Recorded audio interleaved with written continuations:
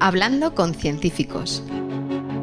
Un programa de cienciaes.com para divulgar los avances de la ciencia contados por sus protagonistas. Con Ángel Rodríguez Lozano.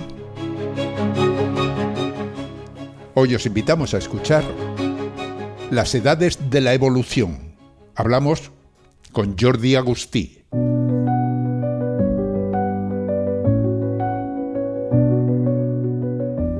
Entre todas las teorías científicas, ninguna ha transformado tanto nuestra visión del mundo como la teoría de la evolución. Y no es casualidad. A diferencia de otras, no solo explica cómo funcionan los seres vivos, sino también nuestro propio origen. Pero la evolución no es una teoría fija, todo lo contrario. Está en constante cambio, como si ella misma estuviera sometida a un proceso evolutivo. Desde sus primeras formulaciones en el siglo XVIII hasta la actualidad, la teoría de la evolución ha estado marcada por debates y renovaciones. Hubo un rechazo inicial a la selección natural que dio paso, en el siglo XX, a la teoría sintética, que integró la genética, la paleontología y la biología, y más tarde a propuestas como los equilibrios puntuados. Y la historia continúa. Hoy, la biología molecular, la genética y la teoría de sistemas complejos siguen ampliando los horizontes de la evolución. De todo ello nos habla hoy nuestro invitado en Hablando con Científicos, el paleontólogo Jordi Agustí, autor del libro Las edades de la evolución.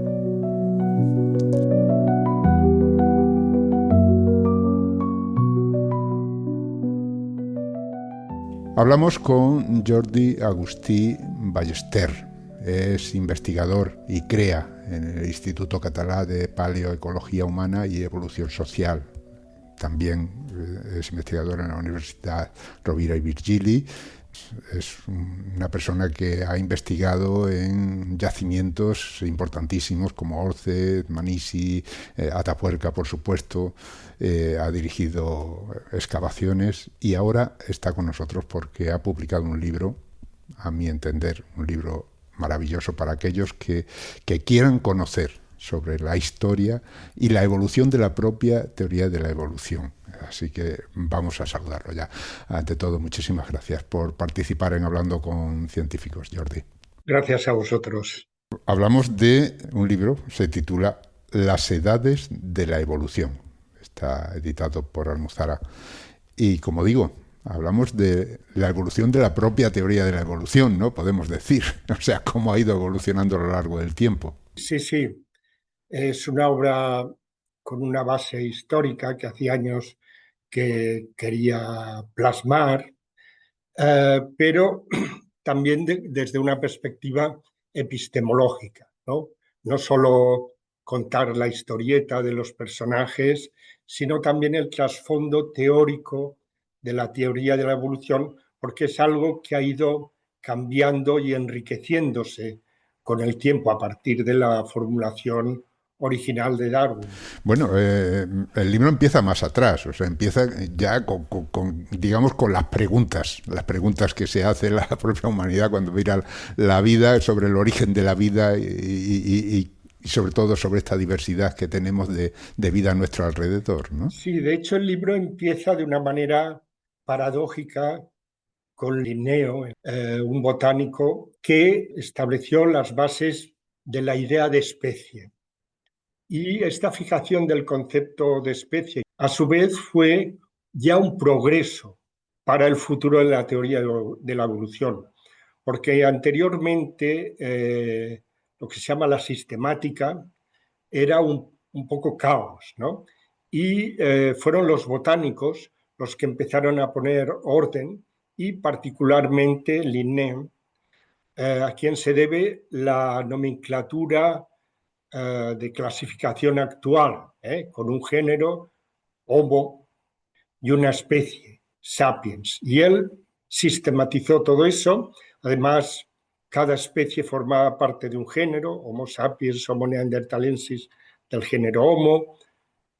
Diversos géneros formaban una familia, homínidos, y posteriormente diversas familias se agrupaban en un orden, y así toda la escala es la base que nos permite poner orden en la naturaleza.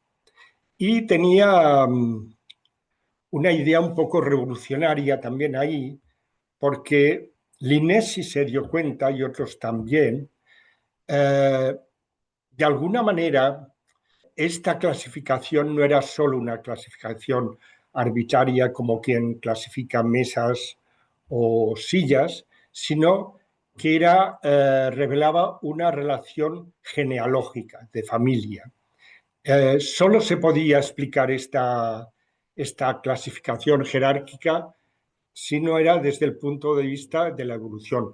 Pero ese es un paso que ni Linné ni contemporáneos como Buffon en Francia se atrevieron a dar, a pesar de que de alguna manera yo creo que ya eran conscientes de ello.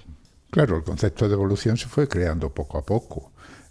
Al fin y al cabo, Linneo escribió su primera versión de sus sistemas naturales, según comentas en el libro, en 1735, es decir, más de un siglo antes de que Darwin publicara su teoría de la evolución. Pero Linneo fue, digamos, uno de los primeros eslabones que fueron desarrollando, digamos, estas ideas. Después vinieron Lamarck, Cuvier, y todo eso lo comentas en el libro. Y vamos a ir muy rápido. Lógicamente el libro es el que lo cuenta con todo detalle, ¿no? Sí, Lamarck es muy importante. Está asociado al Museo Natural de Historia Natural de París, que a su vez fue un fruto de la Revolución Francesa, pero fue muy importante porque fue el primero que estableció una teoría de la evolución. Sabemos que es errónea y sus contemporáneos ni siquiera la discutieron. O sea, Cuvier, que era el gran paleontólogo de la época, pues no le prestó mucha atención porque era una teoría muy especulativa, basada en la voluntad del individuo, etcétera. Era muy especulativa y la ciencia dura de su tiempo, que representaba Cuvier, pues ni siquiera contestó, se dignó a contestar, pero con posterioridad sí que vio Georges Cuvier, que era una persona que convivió con muchos regímenes diferentes, muy respetada en su época por todos, desde Napoleón hasta la restauración borbónica, hasta Luis Felipe de Orleans, siempre supo estar en el lugar políticamente correcto. Sobrevivió a todo. Pero se encontró con un colega suyo, coetáneo, no discípulo, pero bueno, de Lamarck, Geoffroy Saint-Hilaire. A Geoffroy Saint-Hilaire es el primero que ve que hay una unidad entre todos los seres vivos. Cuvier no, Cuvier describe una serie de troncos en que no había salto posible o paso posible entre estos troncos. Pero Geoffroy sí lo entrevió y esta vez sí que Cuvier se vio obligado a responder en una serie de debates que tuvieron en la Real, ya no Real, en la Academia de Ciencias de París, que fueron seguidas por muchísimo público. Es decir, es un caso por primera vez, de ciencia popular. Dos eminencias polemizando, respondiéndose mutuamente, y eso duró semanas. Y tanto es así que hasta el propio Goethe estuvo interesado y preguntó, oye, ¿y cómo van los debates? Preguntaba a sus colegas franceses. O sea, al final la cosa quedó no en tablas, pero se cansaron y entonces cada uno puso por escrito sus conclusiones. O sea, por hacer una idea, ¿qué era lo que defendía cada uno de ellos? O sea, concretamente, pues, has mencionado primero a Lamarck. Yo siempre recuerdo cuando fui al colegio y cuando me hablaban de Lamarck, siempre ponían el ejemplo de la jirafa, que tú también haces referencia a él en el libro, ¿no? De hecho, voy a leer el párrafo en el que dices lo que defendía. Dices: a fuerza de estirar el cuello para llegar a las ramas más altas, los antepasados de las jirafas habrían tendido a desarrollar cuellos cada vez más largos. A su vez, la esforzada jirafa, que a lo largo de su existencia hubiese llegado a desarrollar un largo cuello, transmitiría posteriormente este carácter a su descendencia. O sea, su teoría se basaba en cómo evoluciona un individuo, ¿no? Pero de una manera muy especial, ¿no? Sí, su argumento principal es que las modificaciones que se producen en el individuo se heredan en la siguiente generación, y no es verdad. Eso fue demostrado a principios del siglo XX que era erróneo. Si uno agudiza mucho la visión durante su vida, sus hijos no nacen con una visión más agudizada, nacen porque solo se transmite lo que es el genotipo, el plasma germinal, no el fenotipo, no los caracteres que se adquieren durante la vida del individuo. Claro, entonces no se sabía nada de la existencia de genotipo. O sea, claro, en ese momento no había genética ni nada. No le podemos reprochar a Lamarck que... Sin embargo, el fenotipo sí, porque al final es lo que se ve del individuo, ¿no? La forma externa, o la forma que se ve, los órganos. Y Cuvier establecía, por supuesto, no le prestó ni siquiera atención a las tesis de Lamarck, pero que había unos tipos estructurales de organismos inamovibles. No se podía establecer puente entre ellos. Y contra esta idea, Geoffroy Saint-Hilaire, que reivindicó a Lamarck póstumamente, estableció que sí, que había un patrón común a todos los tipos, que era como decir que había un tipo ancestral que era el origen de los diferentes tipos. También Lamarck se posicionó en favor de la evolución porque pudo demostrar que había cocodrilos fósiles y que los cocodrilos actuales descendían de los fósiles, contra la idea de Cuvier. O sea, Cuvier lo que decía era que digamos, una especie era inamovible, ¿no? Se mantenía así en el tiempo. Exacto, exacto. De hecho, Cuvier analizó los huesos de ibis momificados que Napoleón se trajo de Egipto y vio que eran exactamente como el ibis actual. Y eso le sirvió como argumento. Pero claro, 3.000 años no son nada en términos evolutivos. Y de nuevo, cuando Geoffroy lanzó esta hipótesis, lo tachó de filosófico, eso no era ciencia de verdad. La ciencia de verdad eran las descripciones puras y simples que demostraban que las especies estaban fijas, y lo otro eran elucubraciones más o menos filosóficas, pero que no tenían base real. En ese sentido, sí que hay que decir que Cuvier representaba la ciencia académica de la época. Y Geoffroy se iba un poco por una línea un poco más de elucubración casi filosófica. Pero él lo entrevió así. Y había un trasfondo político también, porque era el momento de la restauración borbónica en Francia, que Cuvier estaba muy bien considerado, pero comenzaban los atisbos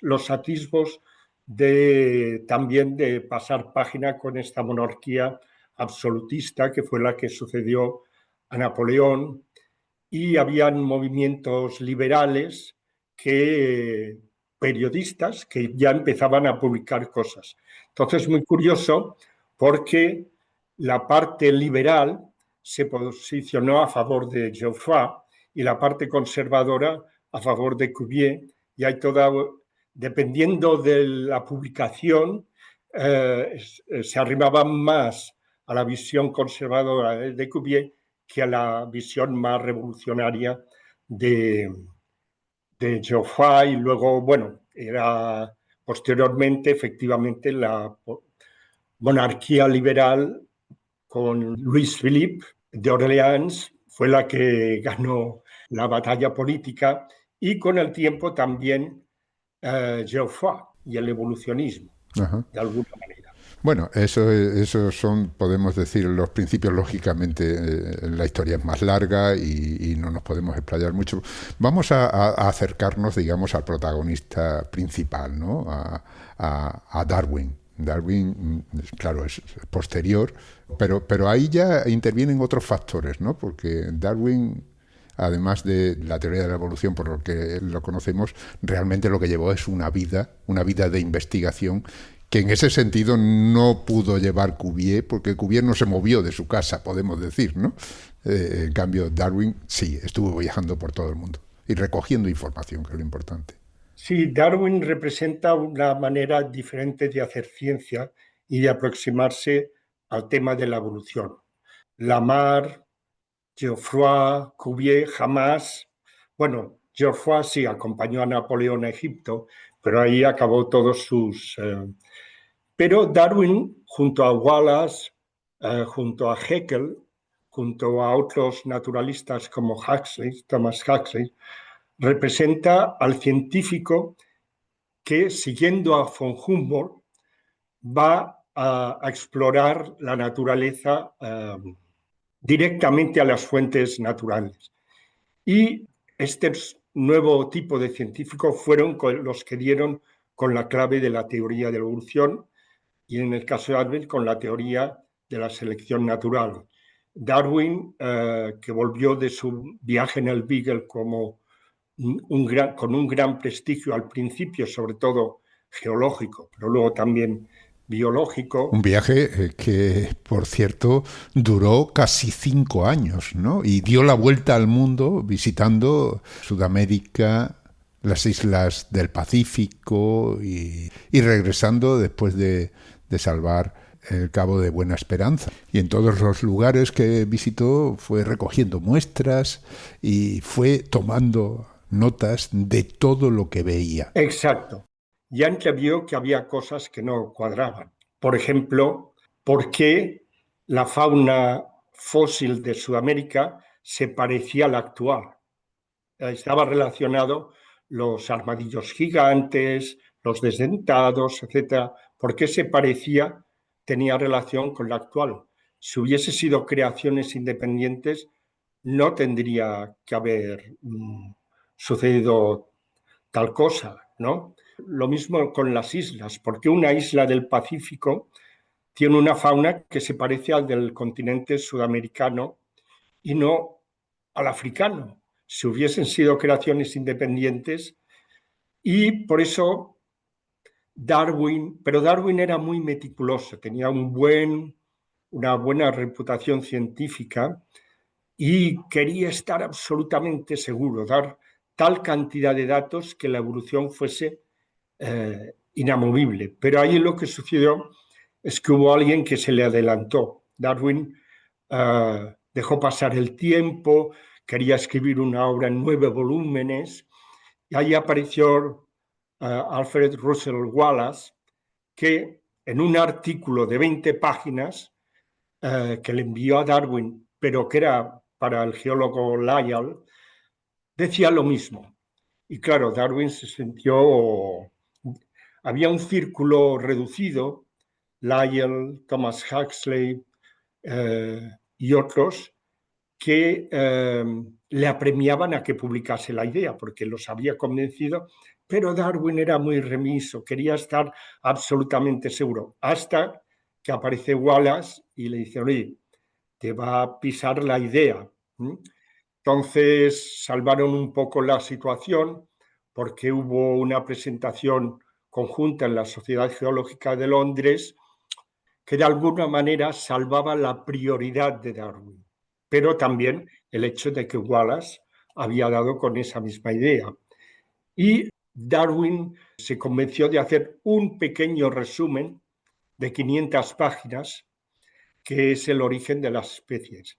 Y en cuanto salió en 1859, se agotó, las ediciones se fueron agotando. Y todo, y así que no es un libro fácil, no son especulaciones filosóficas, sino son datos y datos y datos y datos. Ajá. Pero sí. Pues simplemente para que los que nos escuchan lo tengan claro, ¿no? ¿Qué diferencias hay entre lo que dice Lamarck, por ejemplo, y lo que dice Darwin? Para que veamos el cambio de forma de pensar. Para Darwin hay un concepto básico que ya no es el individuo, sino es la población. Es un concepto que toma del economista Thomas Malthus, que escribe sobre poblaciones humanas y tal, y que da la idea de que los recursos naturales no son suficientes para mantener a las poblaciones de una especie. ¿Qué pasa entonces? Que aparece la competencia y una selección, pero no una selección artificial como los granjeros, sino una selección natural. Por tanto, no es la voluntad del individuo que se transforma y transmite sus caracteres a la descendencia, sino es la población que sus individuos son seleccionados o no. Entonces, la idea clave aquí es la selección natural, la selección de aquellos individuos que consiguen transmitir más descendencia a la siguiente generación. Y de ese modo, gradualmente, las poblaciones van cambiando hasta llegar a las especies actuales. Claro. O sea que el hecho de que una población no pueda sobrevivir en conjunto completa, lo que favorece es que aquellos que son más aptos, digamos, para la supervivencia, sean los que realmente logren sobrevivir y tener descendencia, ¿no? Básicamente. Exactamente. Muy bien, hemos llegado a la publicación del libro, del origen de las especies, y ahora empieza otro camino, un camino que no lo tuvo precisamente fácil en algunos momentos. Pero vamos a tomarnos un pequeño descanso antes de hablar de esas cosas. Volvemos enseguida.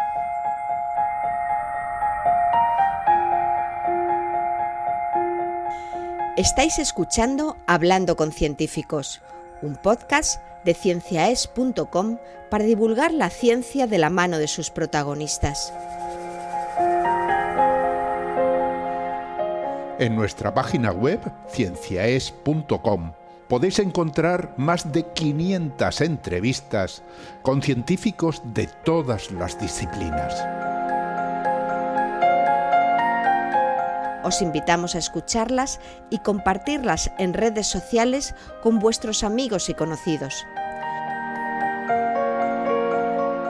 Cienciaes.com ofrece un conjunto de podcasts de acceso libre y gratuito a través de iTunes, Spotify, Google Podcasts, iVoox, TuneIn y muchas más plataformas. Todo en cienciaes.com.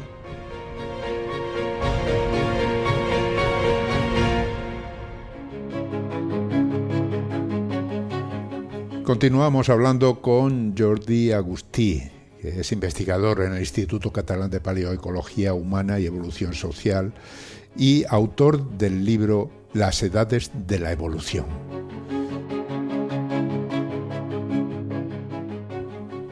Jordi, habíamos dejado nuestra conversación en el momento en el que Darwin publica su obra fundamental, El origen de las especies, que es un libro lleno de información, página tras página. Es complicado no de seguir porque se entiende bien, pero sí es pesado en el sentido que hay ejemplos y ejemplos y ejemplos, ¿no?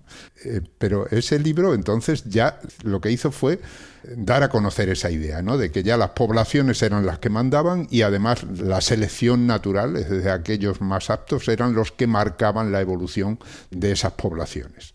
Pero claro, tenemos la base, no se sabía nada de genética en aquellos tiempos, no se sabía la mayoría de las cosas que ahora sí sabemos en cuanto a lo que es herencia y demás, pero van apareciendo una serie de, digamos, actores que hacen evolucionar a la propia idea de la evolución, ¿no? Sí, claro, cuando Darwin lanzó su idea estaba bien, pero de hecho, o sea, la publicación del origen de las especies sirvió para convencer a la sociedad académica y a la sociedad de la evolución. Pero el tema de selección natural no todo el mundo lo veía muy claro. Y aparte, había muchas lagunas. Los caracteres, cómo se transmiten, no se sabía nada. Entonces empiezan, independientemente de Darwin, empiezan a aparecer botánicos. Botánicos, el primero y más genial fue el monje agustino Gregor Mendel, que estableció sus célebres leyes y en principio es muy curioso porque las leyes de Mendel contradecían la evolución. Es decir, los caracteres, ahora diríamos los genes, no se pierden, pasan de generación en generación, aunque no se expresen, pero se mantienen. Es decir, de alguna manera, Mendel estaba diciendo que las especies se mantienen más o menos fijas, sus caracteres genéticos. Luego apareció otro botánico holandés, Hugo de Vries, que empezó a ver en algunas plantas como saltos. Hoy sabemos que los saltos de Cuvier, que él llamó mutaciones, no eran verdaderos saltos evolutivos, pero introdujo el concepto de mutación. Poco a poco, pues, la genética fue fundamentándose en base a los estudios de botánica y empezó ya a hablarse de genes, aunque no se sabía qué eran, genotipo, fenotipo y todo esto, ¿no? El darwinismo lo pasó mal durante esta época, finales del siglo XIX, principios del XX, porque todos estos nuevos datos no encajaban con la teoría de la evolución de Darwin, con la selección natural. Al contrario, más bien fijaban dos cosas que iban un poco contra Darwin.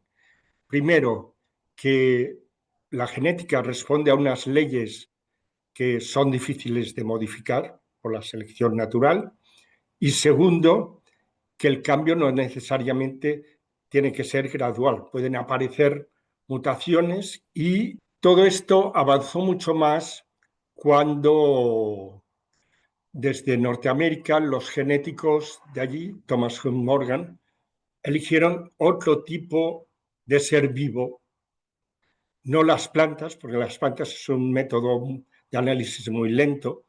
Uno necesita un año para saber el resultado de un experimento. En cambio, ellos encontraron el organismo ideal en la mosca drosófila, la mosca del vinagre, que sus generaciones se cuentan por semanas, una cada semana, tienen una gran variabilidad, un gran número de mutaciones y así se estableció, gracias a esta pequeña mosca del vinagre, las bases de la teoría evolutiva moderna, de la genética de poblaciones, que luego ya desarrollarían otros genéticos, también localizados en Estados Unidos, como Theodosius Dobzhansky, por ejemplo.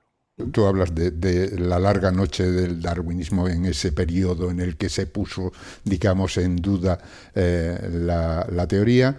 Empieza a resurgir, empiezan a aparecer nuevas cosas, pero lógicamente eso que se va averiguando con respecto a la genética, hay que incorporarlo a la teoría, ¿no? Porque al final, si no es capaz de absorberla, no sobrevive, ¿no? Tiene que ir a absorberla y adaptándose. Y ahí aparece la teoría sintética de la evolución, ¿no? ¿Qué es eso de la teoría sintética? Efectivamente. Bueno, como su nombre indica, hubo una serie de autores que, a partir sobre todo de la genética de poblaciones, que incluían modelos matemáticos, eso lo aplican a otros ámbitos de la teoría evolutiva. O sea, la base germinal es Theodosius Dobzhansky, un estrecho colaborador de Thomas Hunt Morgan, que establece ya lo que son no solo él, pero él lo sintetiza. Hay dos autores que sintetizan toda esta base genética, que son, de un lado, Theodosius Dobzhansky, pero en Inglaterra, Julian Huxley, nieto de Thomas Huxley, en una obra que se llama precisamente La evolución, síntesis moderna. Y a partir de esa obra de Julian Huxley sale el término teoría sintética, porque la base es la genética de poblaciones, pero luego se aplica al mecanismo de origen de especies, de especiación, que es a cargo de Ernst Mayr. Se aplica a la paleontología con George Gaylord Simpson.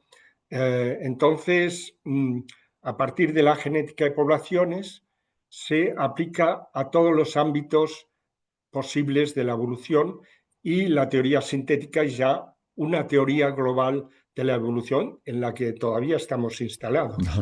De todas formas, Darwin defendía una evolución gradual, sin grandes saltos, pero ahí había problemas que surgían precisamente de los registros paleontológicos, en los que se veían que de buenas a primeras pues unas criaturas aparecían o desaparecían, y no aparecían, digamos, esos eslabones perdidos que conectaban unas con otras, ¿no? Y eso también planteaba problemas a la teoría de la evolución. Efectivamente, de hecho, ya desde sus orígenes, Thomas Huxley, que era anatomista, paleontólogo, ya le reprochó a Darwin en una carta diciendo: cuidado con demasiado gradualismo, porque puede ser que no. Y efectivamente, George Gaylord Simpson, para no ser tachado de no estar de acuerdo con los datos de la genética de poblaciones, mantuvo esa visión gradualista. Pero a finales del siglo XX hubo paleontólogos como Stephen Jay Gould y Niall Sheldrich, Elizabeth Verba, que cuestionaron este gradualismo y se basaron en un modelo de especiación de origen de las especies propuesto por Ernst Mayr, por el ornitólogo, en el que las especies se originan por aislamiento en pequeñas poblaciones que, por ser pequeñas, en un principio es muy difícil que dejen registro fósil. Y, por tanto, cuando aparece ya una especie, aparece plenamente formada, y ellos mantenían que esas especies se mantienen fijas a lo largo de toda su existencia, sin modificación. Luego se ha visto que esto no es tan real, que existe un cierto grado de gradualismo filético, pero bueno, sí, el modelo de equilibrios puntuados sirvió para un poco revolucionar un poco el campo de la paleontología, que era remiso a aceptar la aparición abrupta de especies. Ya estamos acercándonos ya al final del libro. Es un recorrido muy rápido, evidentemente, pero para que se hagan una idea, ¿no? Ya que se resuelve, digamos, ese problema del gradualismo o no gradualismo, también hay otro factor importante que aparece por ahí, que es la autoorganización o la organización. He leído también en el libro, ¿no?, que aparecen también dudas porque hay personas que defienden que si nosotros dependemos de la selección natural, de el más fuerte como el que sobrevive, no tiene razón de ser explicar ciertas sociedades, como por ejemplo de hormigas, en las que ciertos individuos se sacrifican porque no tienen descendencia en función de lo que es la población entera, o en ese caso el hormiguero. Es decir, que ahí aparecen también una serie de dudas, ¿no? Sí, efectivamente, a finales del siglo XX volvemos a asistir a un cuestionamiento de la idea de selección natural como mecanismo que lo explica todo. Hay gente, entre ellos el mismo Stephen Jay Gould, que plantea que el azar, esas pequeñas poblaciones que dan lugar, juega un papel importante. También el hecho de que puede haber mecanismos de evolución independientes de la selección natural, el tema de la autoorganización, que hay procesos que desde el caos, desde la teoría del caos, por sí mismo dan lugar a sociedades ordenadas y de nuevo ahí se cuestiona el tema de la selección natural.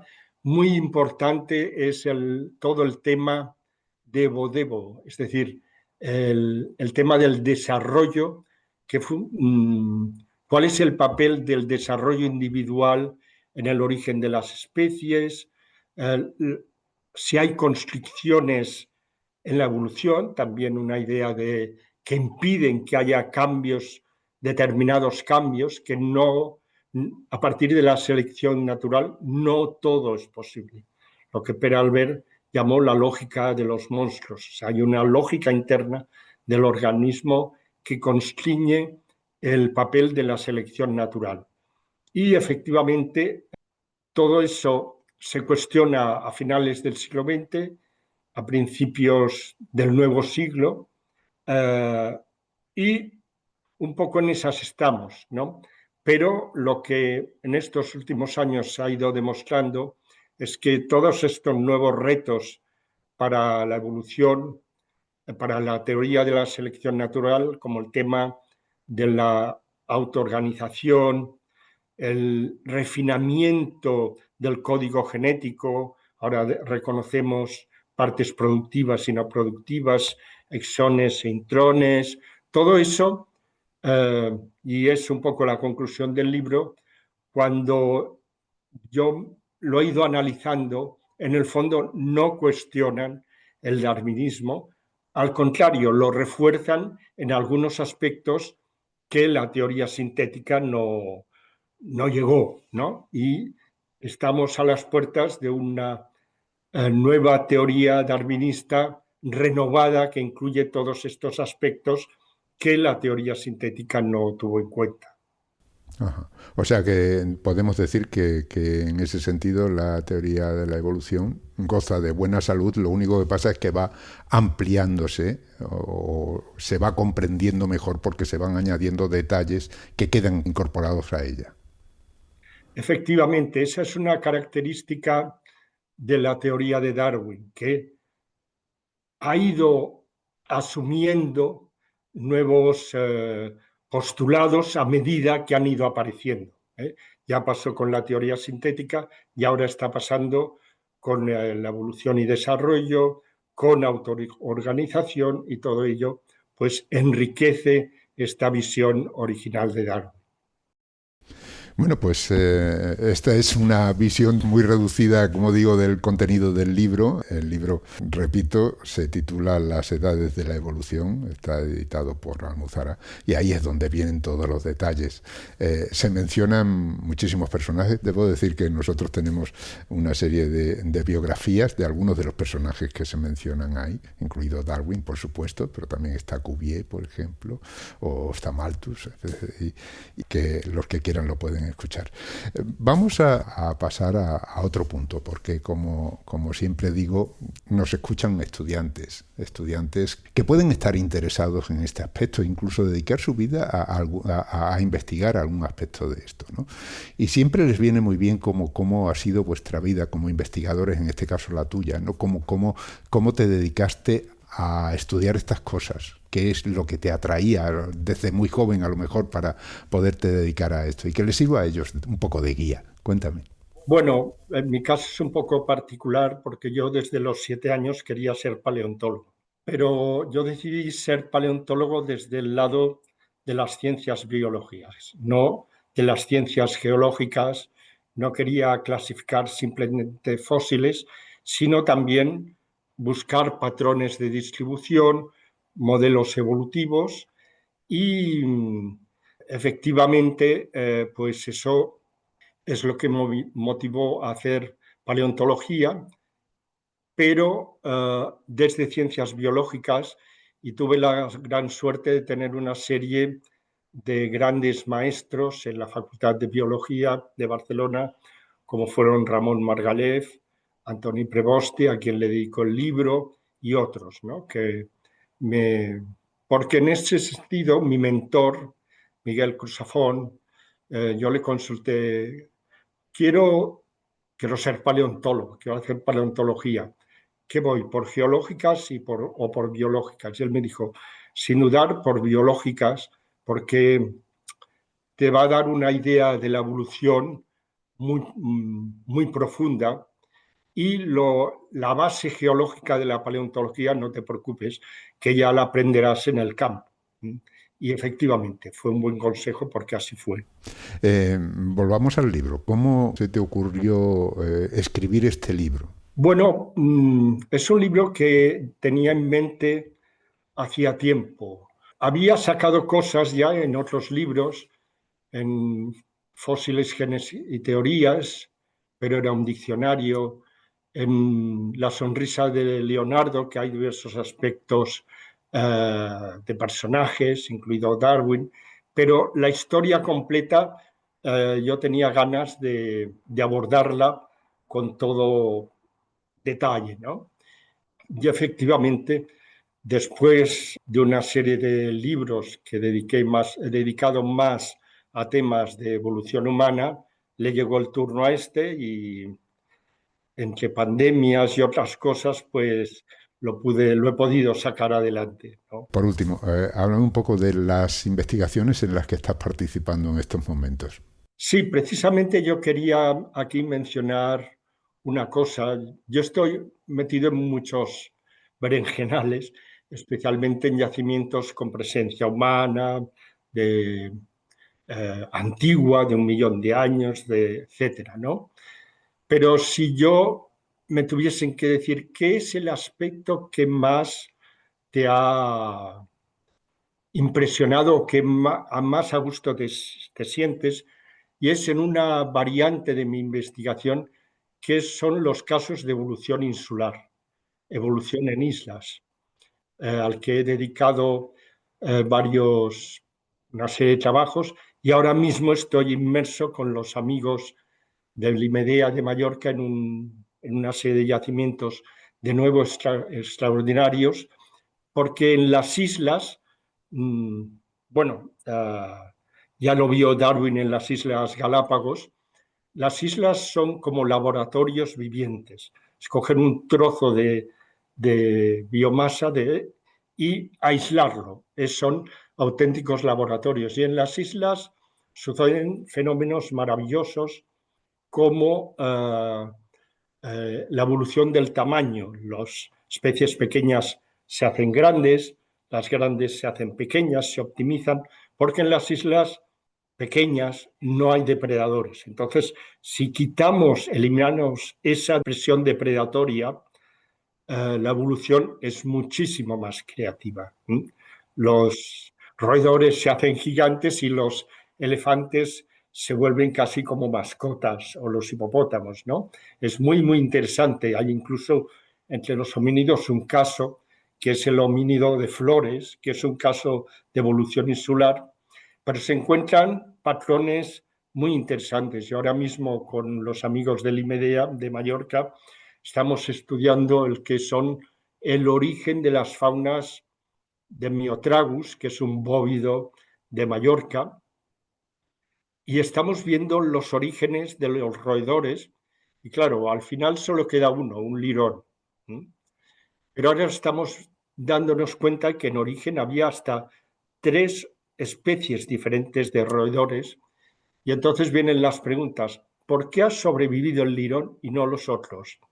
¿Y por qué los primeros pobladores de esa isla de Mallorca eran estos y no otros que yo apostaría mejor por otros para colonizar Mallorca que no los que salen en esa fauna? O sea, que hay un montón de preguntas que en las islas se pueden responder, ¿no?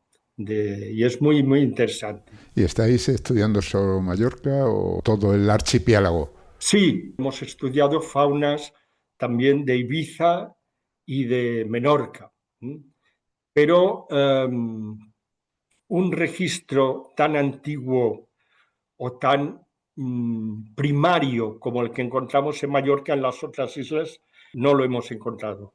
Encontramos ya una fase más avanzada de evolución, pero es muy interesante porque, por ejemplo, en Ibiza es algo completamente diferente. Allí hay unos roedores desérticos que son los gervílidos, hay una influencia mucho más africana que no en Mallorca o en Menorca. O sea, es un caso...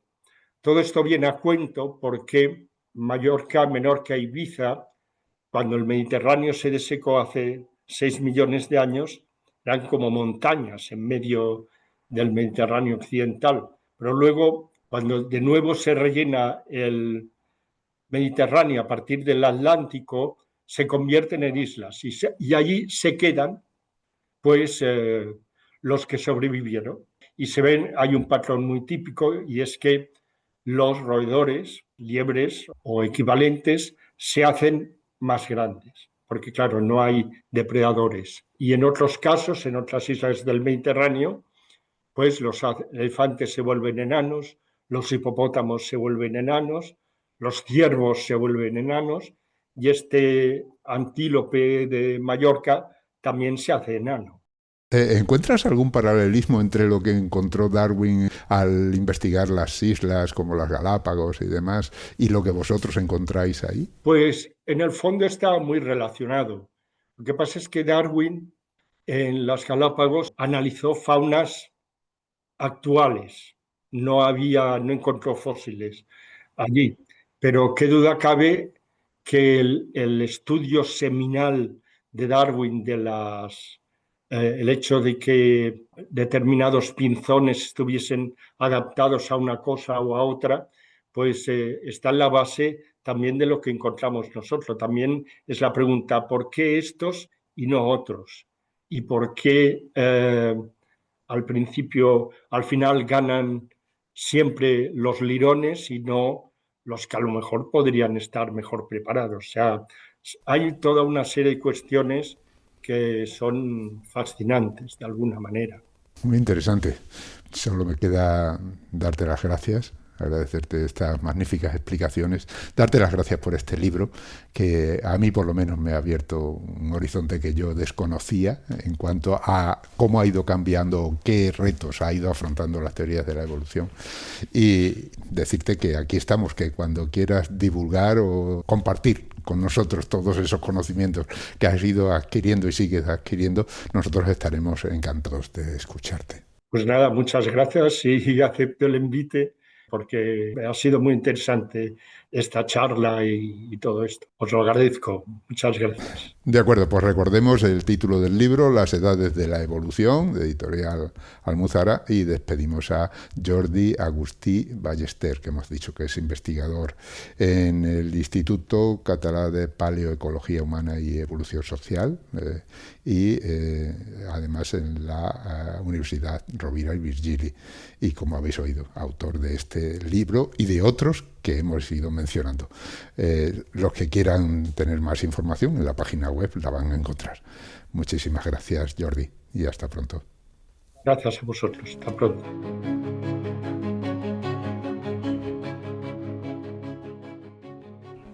Y como siempre, antes de despedirnos, tengo que recordaros que Hablando con Científicos y el resto de los podcasts de cienciaes.com son posibles gracias a vuestras donaciones. Es nuestra única fuente de ingresos.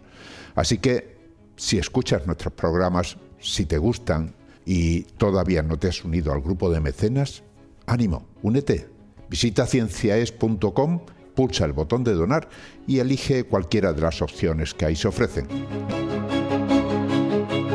Han escuchado ustedes Hablando con Científicos, con Ángel Rodríguez Lozano. Cienciaes.com. Ciencia para escuchar.